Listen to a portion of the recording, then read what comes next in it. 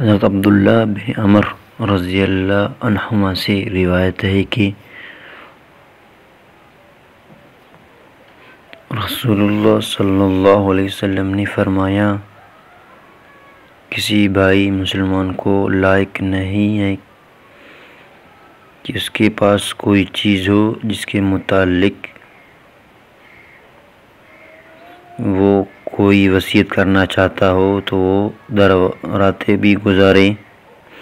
مگر اس حال میں کہ اس کی وصیت اس کے پاس لکھی ہوئی ہو۔ حضرت ابو ہریرہ رضی اللہ عنہ سے روایت ہے کہ ایک شخص نے رسول اللہ صلی اللہ علیہ وسلم سے کہا، اے اللہ کے رسول، کون سا صدقہ افضل ہے؟ آپ نے فرمایا، تو صدقہ کر اس حالت میں جبکہ تو صحت مند ہو، مال کا حریص ہو، زندگی کی امید رکھتا ہو اور فقیر ہو جانے کا